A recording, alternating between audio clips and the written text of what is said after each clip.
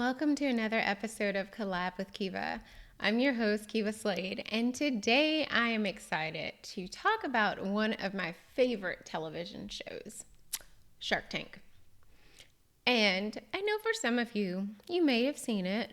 You come in with your business idea and you are pitching it to the investors, luminaries like Mark Cuban, owner of the Dallas Mavericks, Kevin O'Leary, Damon John from FUBU, Lori Grenier, Barbara Corcoran, I almost forgot her name, and others that they wind up having come on the show. The bottom line is, though, when many of the business owners come in there feels almost like a feeding frenzy that takes place when questions are being lobbed and thrown and tossed out at these business owners. And based on their ask when they come in, I've gotten pretty good at determining this person is or this person is not going to receive funding or an investment. And I want to talk about that, though, because as small business owners, you might be thinking, Kiva, I am not trying to get on Shark Tank. I'm not pitching my business there. However, the questions that they ask are really rudimentary questions that every business owner should be able to answer, whether you plan to pitch your business for startup capital or you're just looking to actually grow a solid foundation business. So let's talk about some of those questions, okay? How much does it cost to produce or acquire your customers? What's the average price? What have your sales been? What's your monthly sales on average? How fast are you growing? How are your sales growing? What keeps competitors from taking your product? Or as Kevin would say, like you were just going to be stumped like a roach because someone else is going to swoop in and be able to do what it is that you do. Do you have a patent on that technology? Because if you don't, obviously roach squishing does happen. What are the barriers to entry? How do you acquire the customers that you have? How much money have you spent so far? What do you need the investment for? That's like a really important question. And I know that in a group that I'm in for a program, they send out grant notices, and there's a lot of business grants that are out there, but they also want to know, like, what do you need this investment for? What plans do you have for this money? So how much are you raising? For those that are looking for startup capital, what percentage of equity are you willing to give up in exchange? How did you come across your valuation? Do you have other investors? Have you ever seen those episodes where it seems like the deal is so about to happen and then boom, crash, nothing? Because it becomes evident that there are additional investors. And maybe the person who's doing the pitching actually doesn't even own a majority of the company because they have these other partners who've also invested money. So that means that those people have to get their money back before the sharks will see their money. And they're like, no, I don't want any parts of this. How did you come up with the idea for your company? Like, what are your skills? If you've watched the show, you'll notice there are many times that the idea or like the business is, it's okay. But the sharks are more so interested in the entrepreneur who is actually pitching the business based on their background, their ideas, their energy, whatever it is. There's normally something that's attractive to them, and they're willing to make an investment, not so much in the product, but in that person. So, since this is an episode about, you guessed it, business intelligence, let's dive a little bit deeper into some of those questions, okay? Because when you're looking at that, or you're feeling sorry maybe as you're sitting on your couch watching, you're like, oh wow, they don't have answers to these questions. This isn't going to end well. Ask yourself, how would it end for you? Would you be able to answer, what are your sales?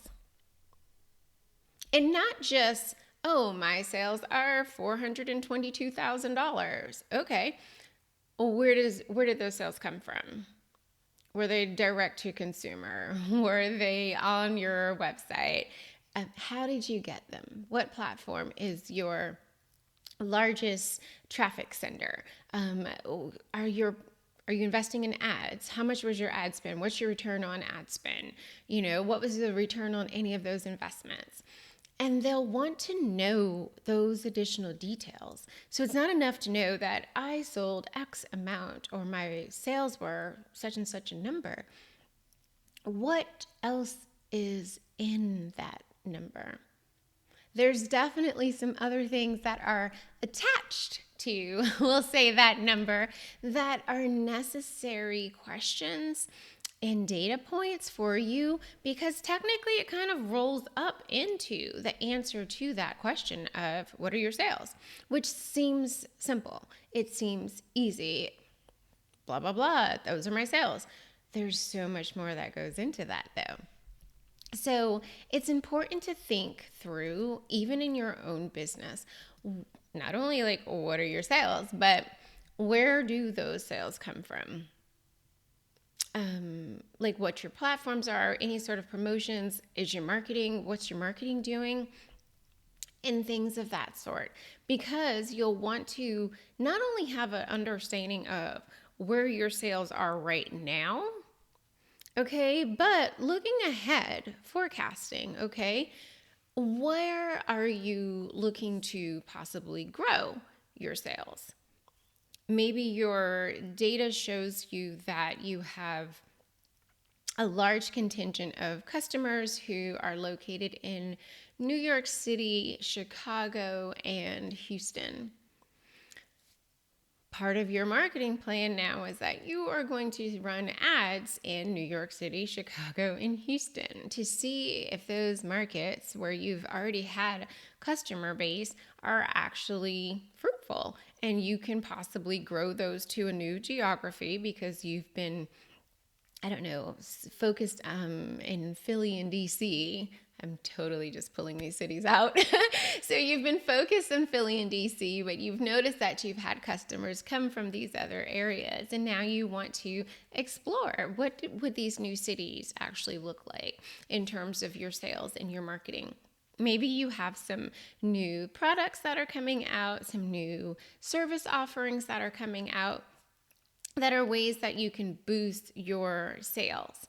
So they want to invest in businesses that have profits, okay? Because they obviously want to get their money back. And you're not going to invest in something that has like very slim profit margins or very small sales, because you have to, obviously, if you've seen the show, they'll probably say, it's not been tested enough. We don't really know that there are people who want this, whatever it is that you're selling. And speaking of profit margins, like those are super important in any business. It helps you determine how well your business is doing financially, and it provides like insight into areas where you're going to need to make change. How many of us are calculating, though, our profit margin, which is the difference between your sales and cost of goods sold? So, for example, if you have a profit margin of 30%, that means your business would sell $100,000 worth in product and spend $30,000 to produce that product. So that means you earn a profit margin of about $70,000 on each sale. Okay, that actually also still applies to those that are service-based businesses. Okay, because you have cost of goods that are attached to delivering the service that you do provide.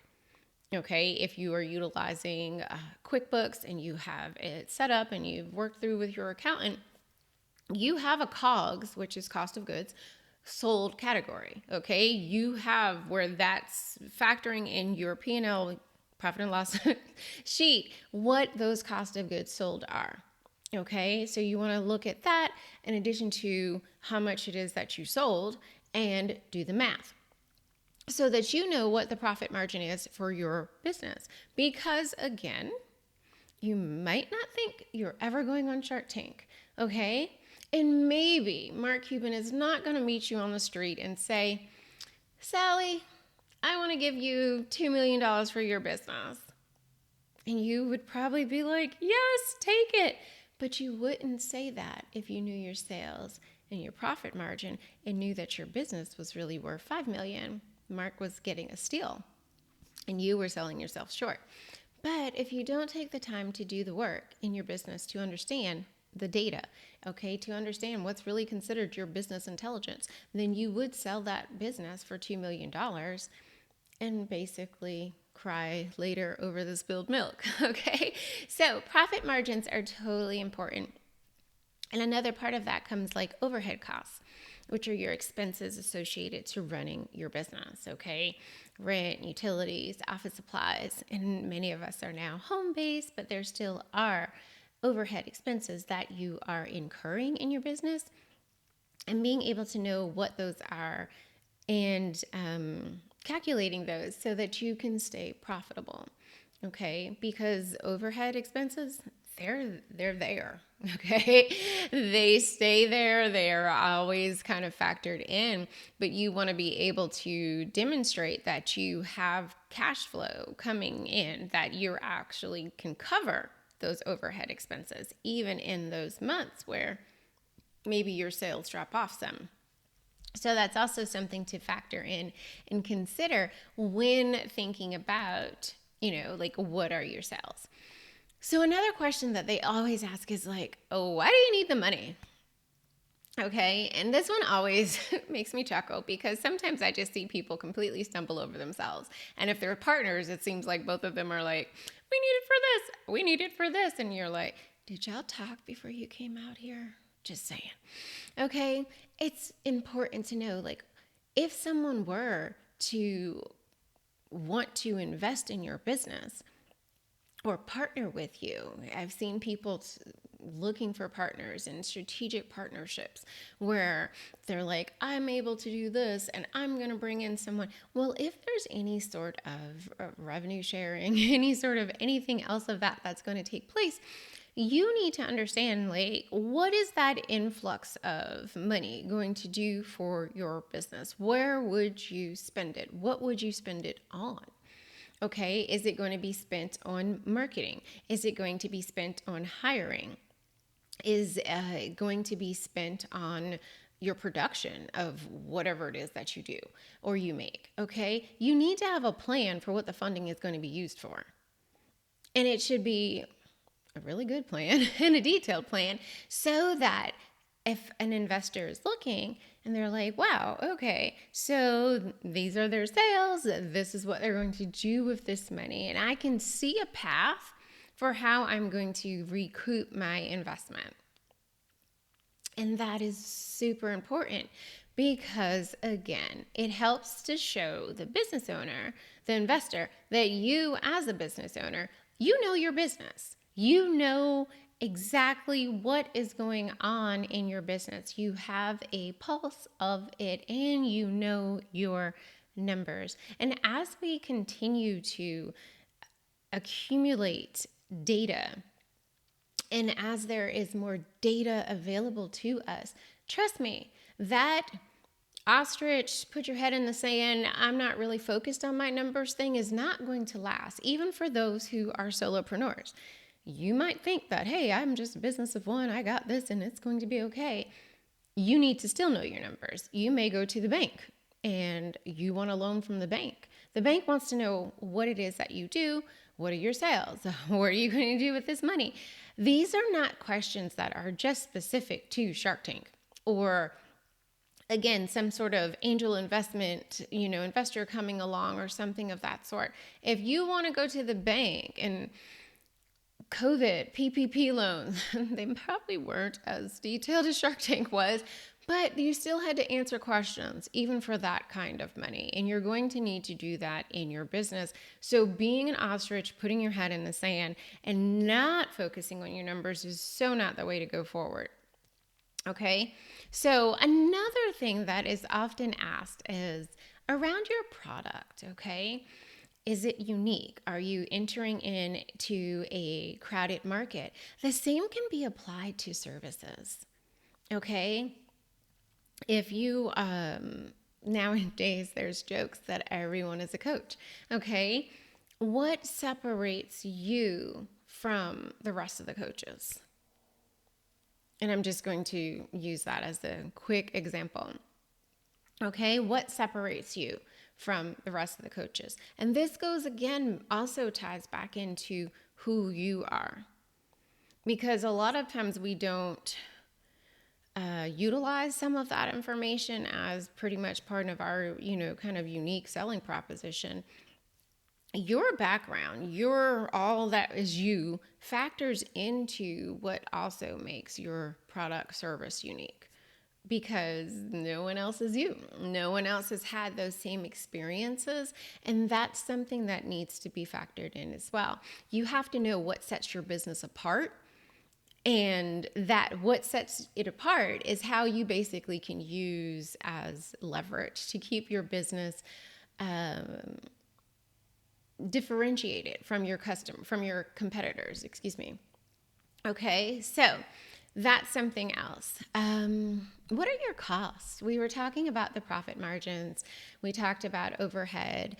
What else is going into all of those numbers? I want you to really, really focus on those. And let's see here. I have tons of notes. So another thing around is, how much debt do you have? Because that factors in as well. Again, when you kind of have those partners and all of a sudden it's revealed that, oh, we have 3 other investors and they have, 20, 40, 60% of the company, that becomes a lot less attractive, because you're now talking about, you have a lot of debt in this business. And you have these additional creditors basically who, depending on how much money they've invested, are going to get their piece of the pie before anyone else. The bank wants to know that as well. How much debt are you carrying? Because the bank wants its money from this loan. And if you have 10 other loans out there, and you're not so sure on your sales, you possibly use some of your personal credit in order to acquire some of these things, then it's like, denied, because they're not sure when they're going to get their money back. So I keep focusing on those things because it is so important to know the numbers that factor into your business finances, okay? So let's talk about another one they always ask about: customer lifetime value. Okay, and it's an important metric for businesses because it helps you understand, like, how loyal are your customers? How some of you, like, if you're a Target shopper and Target were to run a customer lifetime value on you, they'd be like, yes, I absolutely love this customer, because that shows you, like, over the course of this relationship with this company, in this case, Target, you have spent or will spend, we can predict, you're going to spend this amount of money. Okay. And if you understand your customer lifetime value, you can basically create strategies that will increase customer loyalty and maximize profits, okay? Amazon, for example, over the holiday break, you could tell Alexa, because if I say her, she'll speak to me. You could tell her to say, thank you for your driver. And Amazon was going to tip that driver $5 or something like that. And you, as the customer, you'd already made your purchase. You probably said thank you to the delivery person if you were around when they came, or you gave them stars in the app. That, though, was one part of it. And here was this thing that you could do extra that actually didn't technically come out of your wallet. You could give a monetary tip to the driver. Okay, that increased customer loyalty, because, like, wow, you guys are really taking care of these people. How wonderful that is. So understanding what that looks like. So if you want to calculate it, it's like if you take, you kind of sometimes, but like if you multiply your average order value of over the length of time it takes to make what would be considered like an average order. So for example, if you go to Target and your average order size is $100, and typically you can spend that in 10 minutes in Target. Okay, so then your customer lifetime value would be 100 dollars times 10 or $1,000, okay? Because within 10 minutes, we can guesstimate that you're going to spend on average $100, okay? So that's one thing. And you can obviously calculate your average order value because that lets you know how much money each customer is spending on average, okay? Depending on what your services are, what your products are, someone might spend on average $50. Maybe you have high-end coaching programs. On average, a customer spends $5,000. You want to know what that looks like. You might have 3 different programs that you're offering, and one is, I don't know, $100, one is $1,000, and one is $10,000, okay? And so when you look at those, you might say, hey, all 3 of these programs are doing great and they're doing wonderful. However, when you start to dig deeper into those numbers and looking at like the average order value, and you might actually determine, hey, my $1,000 program is doing gangbusters compared to the other 2. Maybe I need to look at something and see, are all 3 of these programs as profitable as I thought they were? So when you're looking at that average order value, it helps also give insight like into your overall health of your business, helps you make decisions about your pricing and your product offerings because you're understanding how your customers are making their informed decisions and about their purchases, and that helps you make better informed decisions to increase sales and profitability. Okay, so you can calculate it. You got to understand though, some of your customers like purchase path and it can get a little complicated, but really it's not too bad. But you totally want to understand what that looks like for your products and or service offerings to understand what that looks like, because you'll better understand your own numbers when it comes to understanding how you can look at your sales, look at your marketing, and how to best move forward, planning for the future based on the information and the data that you already have. Okay, so another aspect is, obviously we can talk more about what drives sales in your business, because it's one thing to know your sales numbers, but again, we were talking about knowing what platforms or where your sales come from.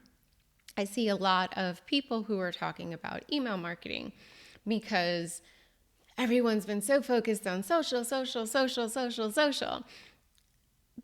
But do you have a means in which to connect with those people off of social? That would be through your email list. So email lists are a way to help you, can be a venue for you to drive sales. I saw an article recently that TikTok has surpassed Google and Facebook in terms of ad spend, like where people are spending money for ads.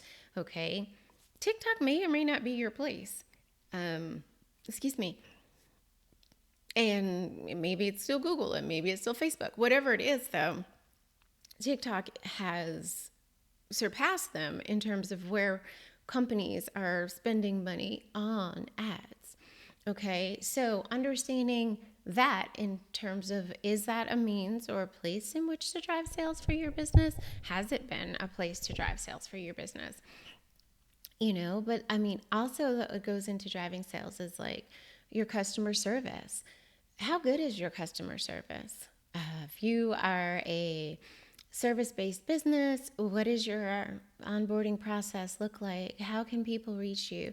Are your customers satisfied? Do you find out and ask if they're satisfied? Same questions you can ask for products. Are people satisfied? Like, we always get those prompts for reviews. What are those reviews? Like, are you motivated, moved? Are your customers motivated, moved to actually give a review? What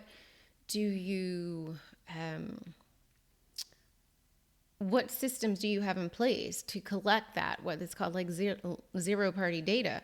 Because it's literally you asking them and them giving it to you. So you don't have to worry about privacy and all these other things. It's zero party data. You are getting it direct from the source. So what does that look like? Your product quality, your pricing, your marketing campaigns. factors, all of these go into what your sales are and they go into your revenue and they impact your profit margins as well as your, customer lifetime values and average order values and so much more. So you almost get to see like why some I don't know if you call them contestants, some of the participants on Shark Tank almost look like a deer in the headlights because there's just question after question that's just being fired at them. And if you don't come in with a solid understanding of these factors that go into your business, you will quickly be eaten alive by the sharks. Okay? The same thing though would happen to you at your local bank. If you're not able to answer the questions that would show how viable is your business, that the bank, would want to take a risk and invest in your business via a loan. Okay, or maybe it's a grant opportunity. There are pitch contests that are taking place in all kinds of entrepreneurial circles. People are looking for investments and investors are looking for businesses in which to invest. If you go to a pitch contest, again, you're not going to just sell your idea, your product, your service. You're not just selling yourself. They're going to want to know the details. Okay? And 2023 is the year of knowing the details. Know the details in your business so that you make the most informed decisions that you can about the next steps based on the data that you have. Granted, economies shift, things change. Hopefully there's no more global pandemics, okay, that cause radical shifts and changes. However, even in that, and we've talked about this before, when things like the pandemic happen, when economic downturns have happened, recessions, companies that were focused on their data, companies that knew their numbers and utilized that information during the downturn were the ones to make the fastest recoveries and propel themselves forward on that upswing, because we all know what goes down eventually comes back up. Okay, so those companies though that were data prepared, they survived. They thrived actually. And that's where you want to be.